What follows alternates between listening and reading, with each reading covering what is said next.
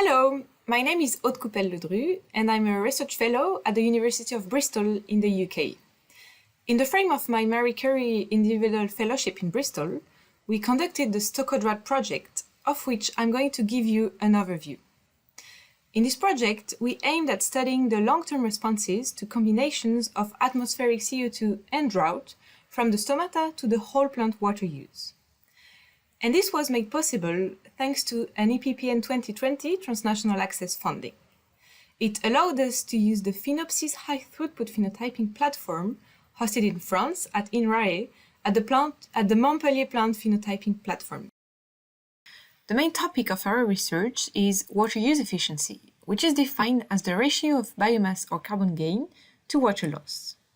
Improved water use efficiency is an important breeding target in the context of climate change, in the view of maintaining yields while limiting water consumption. In STOCOdrought, we aimed at exploring how drought and elevated atmospheric CO2 interact to impact on the overall water use efficiency. Specifically, we questioned how the timing of drought during the plant cycle differently counteracts the positive effects of elevated CO2 on water use efficiency. We aimed at understanding the role of specific genes known to regulate stomatal function and development in these responses. We aimed at studying 14 mutants of Arabidopsis thaliana submitted to 4 different watering scenarios and 2 atmospheric CO2 levels. With 9 replicates per entry, this yielded a total of about 1,000 plants. Such an experiment was only made possible by using a high-throughput phenotyping platform, such as PhenoPsis, able to host so many plants and to measure them with a tight control of environmental variables. We were hosted and supported by a whole team at the facility in Montpellier, from potting to the end of the experiment. Thanks to the automated watering system, in which each individual pot is weighed and irrigated to a target soil water content, we were able to impose and tightly manage 4 watering scenarios, with different drought scenarios differing in their timing during the growth cycle.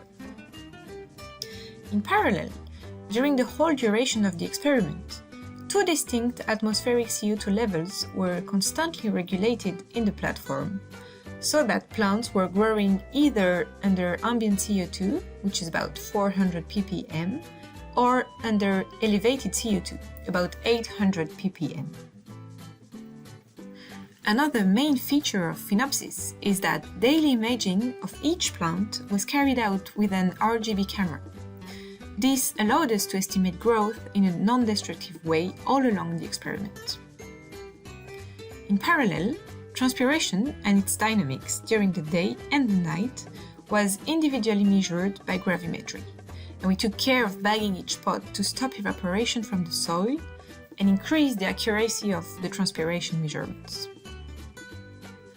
We also used thermal imaging as a complementary way of estimating stomatal conductance and its dynamics.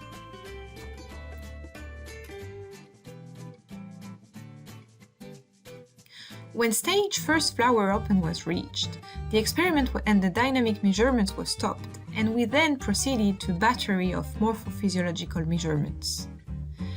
This required a whole team working long days to manage the many plants. Finally, and in order to measure stomatal development, leaf imprints were taken for further measurements of stomatal density and index.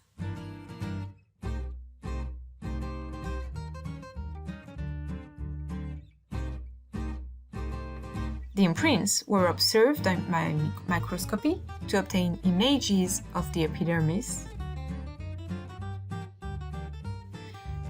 and we then performed cell counting for both stomata and pavement cells.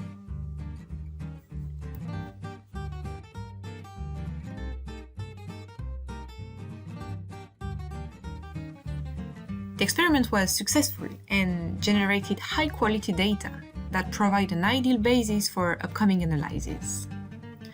It demonstrated a strong genetic variability in the combined effects of CO2 and drought on growth, water use, and their components. And this opened promising avenues in the understanding of specific molecular pathways controlling stomatal opening and development in these varied responses.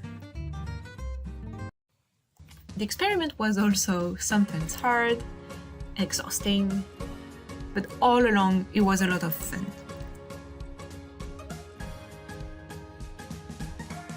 I therefore want to thank the whole team in Montpellier for their support and full commitment in the practical steps of the experiment.